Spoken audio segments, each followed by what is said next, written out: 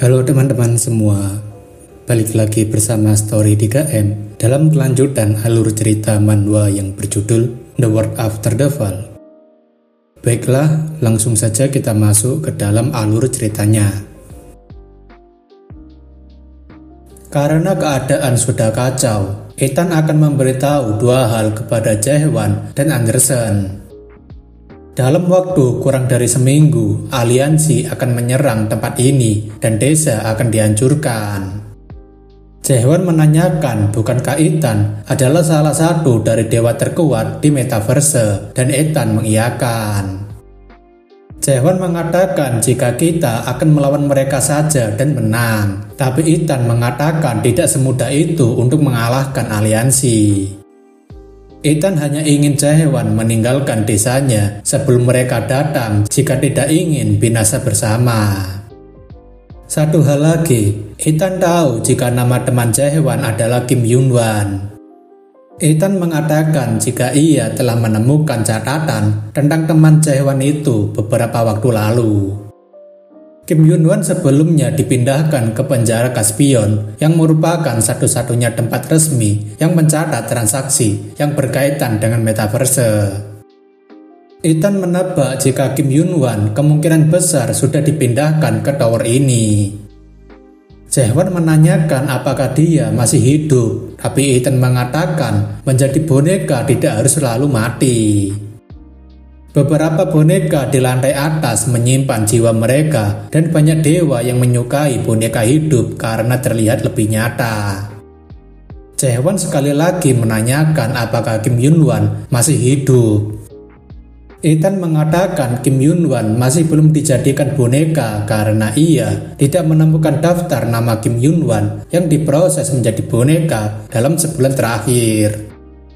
Jae-hwan rasanya cukup lega mengetahui jika masih ada kesempatan untuk menyelamatkannya.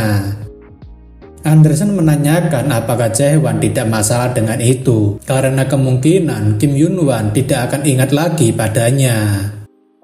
Perkataan itu membuat Jae-hwan sadar jika Kim Yoon-hwan mungkin saja sudah melupakan kenangan mereka selama di dalam Tower of Nightmare. Namun Jae-hwan tidak masalah dengan itu karena dirinya sekarang tidak pernah hidup untuk diingat seseorang dan berbeda dengannya dulu. Runut dengan muka polosnya yang menggandeng Jae-hwan membuat Jae-hwan tidak terlalu merasa kecewa dengan kenyataan itu. Ethan mengatakan apakah Jae-hwan akan pergi sekarang, tapi Jae-hwan mengatakan ia masih ada sesuatu yang harus dilakukan. Jae-hwan mengatakan jika ia akan menghancurkan dunia ini, karena itu adalah tugas yang diberikan sistem padanya. Mendengar hal itu, Ethan menyuruh Andersen untuk segera pergi karena orang gila ini benar-benar tidak tahu kekuatan dari aliansi. Tapi sayangnya, Andersen tidak bisa menjawab Ethan karena tidak diizinkan Jae-hwan. Ethan baru ingat jika Jae-hwan bukan proksinya, dan Ethan ingin menunjukkan prototipe buatannya baru-baru ini. Benda itu bernama Mystery Crow yang tidak dijual Ethan di toko karena berpikir tidak akan ada yang mau membelinya. Ethan meminta alat ini untuk dimasukkan ke dunia unik Jae-hwan. Dengan begitu, Andersen tak perlu lagi meminjam tubuh Jae-hwan untuk berbicara. Cara penggunaannya cukup simpel di mana Jae-hwan hanya harus memutar pegasnya dan link connection akan terhubung secara otomatis.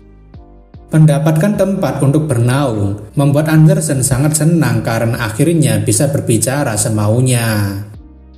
Andersen kemudian menyapa Ethan karena sudah 500 tahun lamanya mereka tidak berjumpa, dan Ethan mengatakan hal yang serupa. Sekarang kita berpindah ke sebuah tempat yang terlihat cukup mewah, di mana saat ini terlihat ada seseorang yang sedang duduk santai di sofa. Orang itu bernama Ferris yang tampak kesal karena sama sekali belum mendapatkan skin legendary dan berpikir mungkin admin sengaja mengacak-ngacak PD-nya. Ia mengatakan jika item dan skin seperti Han Myung-oh dan Cheon In-ho adalah skin yang sudah terlihat lemah dan tidak berguna. Dewa Nit dan Bakarat ingin Varys top up lagi, tapi Varys sudah tidak kuat karena sudah menghabiskan 50.000 trust dalam sehari. Ray bertaruh 1000 trust jika Varys akan mendapatkan skin legendari hari ini, dan Varys mengatakan jika minggu ini ia pasti akan mendapatkannya. Beberapa dewa meremehkan Varys karena menggacha, tapi tidak tahu skin apa yang ingin digacha dan mengejek Varys yang hanya memanfaatkan trust dari promosi untuk gacha skin. Varys mengatakan tidak ada salahnya mengambil promosi dan membelanjakannya untuk mendapatkan skin legendari karena para dewa juga menikmatinya. Ray mengatakan ada seseorang yang mendaki metaverse tanpa mengeluarkan trust, dan Varys tak percaya jika ada F2P yang bisa menaiki menara tanpa menggunakan trust. Ray kemudian menyebut penusuk telanjang sebagai contohnya, dan Varys mengatakan itu omong kosong, meskipun dia bisa naik tanpa trust, tapi ia yakin tidak akan bisa mengalahkannya. Varys menyombongkan dirinya yang punya skin Kim Dokja, Jong Hyuk, Yo Sang-a, Han So-young, Gong Pil-dun, dan Kim Nam-won yang membuatnya memiliki sangat banyak buff. Bahkan, rekannya sendiri tak memiliki banyak skin seperti dirinya, karena pada akhirnya kekuatan seseorang akan ditentukan seberapa banyak mereka memiliki skin. Beberapa dewa menyebut ada orang yang berhasil mengumpulkan lebih dari 100 token goblin di lantai pertama, dan Ray memastikan orang itu adalah F2P, tapi Varys ingin Ray berhenti mengomporinya. Varys bahkan tak menyangka jika Ignis percaya dengan omong kosong itu, karena menurutnya orang itu berarti telah memecahkan rekor lantai pertama. Setelah mencari kebenarannya, Varys cukup terkejut karena Jaehywan juga bisa mengalahkan Apostel Belkain dan menanyakan siapa dia sebenarnya. Ignis kemudian mendonasikan 500 trust agar Varys mencari petunjuk soal orang itu. Namun sepertinya Varys sendiri memang sedang sibuk mencari tahu kenapa Jaehywan disebut sebagai penusuk telanjang. Namun Varys melihat sebuah tato di bagian lengan kirinya hingga berpikir apakah itu sebuah tanda. Varys terkejut apakah memang ada skin telanjang, apalagi Jaehywan benar-benar menusuk sambil telanjang hingga Varys yang membayangkannya merasa kotor. Varys yang melihat rekaman pertarungan tidak percaya jika Jaehywan adalah F2P. Apalagi semua Apostel Belkain memiliki senjata dan armor yang mumpuni, jadi tak mungkin mereka kalah dalam sekali tusukan. Beberapa dewa juga mengatakan jika jumlah penonton Varys kalah dengan Jaehywan, tapi Varys masih ngotot tak percaya jika ada orang yang mau menonton hal seperti itu. Beberapa dewa juga mengatakan jika Varys hanya iri saja pada Jaehywan yang memiliki lebih banyak penonton. Varys merasa sangat marah dan menyangkal karena bagaimana mungkin orang telanjang itu bisa memiliki lebih banyak viewer darinya. Varys tiba-tiba memiliki sebuah panggilan, lalu Varys mengangkatnya, tapi Ignis merasa jika Varys tidak memiliki sopan santun mengangkat panggilan ketika streaming.